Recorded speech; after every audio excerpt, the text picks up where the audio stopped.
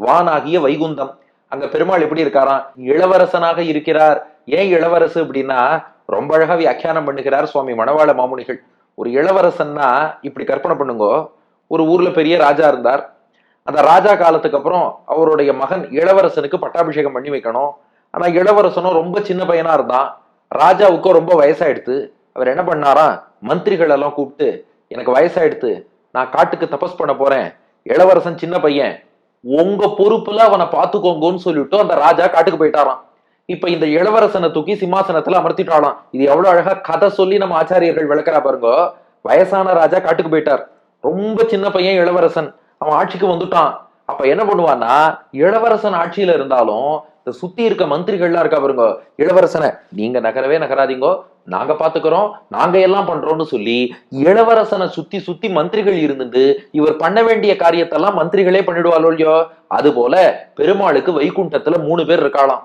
யார் அந்த 3 பேர்னா, ஒருத்தர் ஆதிசேஷன். அந்த ஆதிசேஷன் என்ன பண்ணுவாரா, குழந்தையோ இல்லையோ நீ என் மடியிலேயே படுத்துக்கோன்னு சொல்லி இளவரசனான பெருமாளை ஆதிசேஷன் என்ற மந்திரி தன்னுடைய மடியிலேயே பாதுகாப்பாக வைத்துக் கொண்டிருப்பாராம். அதுக்கப்புறம் இந்த இளவரசனுக்கு கொடை பிடிக்கணும், சின்ன பையன், அதனால வெளியில போனா எங்கேயாவது வெயில் பட்டா கூட அவருக்கு தாங்காது. அதனால கருடன் என்ன பண்ணுவாராம், நான் கொடை பிடிக்கிறேன்னு ரெக்கைகளை நன்னா விரிச்சுண்டு எங்க வைகுந்தத்துல அங்க வெயிலும் பாதிக்காது, மழையும் பெய்யாது, ஆனா கருடன் அப்படி கொடை பிடிச்சுப்பாராம். அதுக்கப்புறம் இவருக்கு யாராவது ஒரு சீஃப் மினிஸ்டர், பிரதான மந்திரின்னு ஒருத்தர் இருந்துட்டு காரியத்தெல்லாம் பார்க்கணும் இல்லையோ, அதுக்கு விஸ்வக்சேனர் அவர் கையில தன்னுடைய வேத்திரசாரம்னு சொல்லக்கூடிய கோலை எடுத்துக்கொண்டு, இளவரசே நீங்க பாட்டுக்கு அமர்ந்திருக்கோ, நான் போய் எல்லா காரியத்தையும் பண்றேன் பாராம். அப்போ ஒரு சின்ன வயசு இளவரசன் பதவியில வந்து உட்காந்துட்டா ஜம்முன்னு அவர் பதவியில உட்கார்ந்து இருப்பார். ஆனா அவர் எந்த வேலையும் பண்ண வேண்டாம். இவருக்கு என்னென்ன வேலையெல்லாம் ஊர் பக்கம் போய் பண்ணணுமோ அதையெல்லாம் விஸ்வக்சேனர் கவனித்துக் கொள்கிறார். இவரை பாதுகாக்கணுமா, மேல கருடன் ரக்கை விரிச்சுன்னு இருக்கார்,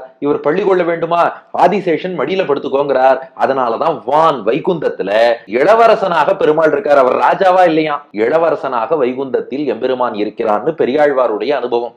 அது மட்டும் இல்ல, வைகுண்டத்துல கூட அங்க இருக்கிற நித்திய சூரிகள், முக்தி அடைந்த முக்தாத்மாக்கள், இவாள்லாம் பெருமாளை குழந்தையா பார்த்து, இந்த குழந்தைக்கு ஏதாவது ஆபத்து வந்துருமோ, பல்லாண்டு பல்லாண்டு பல்லாண்டு இந்த குழந்தை நன்னா இருக்கணும்னு தொட்டில் கட்டி குழந்தைய தாளாட்டுவது போல பெருமாளுக்கு பல்லாண்டு பாடிட்டே இருப்பாளாம். அப்ப வைகுண்டம் போறவாள்லாம் பெருமாளை குழந்தையாக கருதி தொட்டில்ல வைத்து வைகுந்த குட்டன் தங்கள் குழந்தை போல.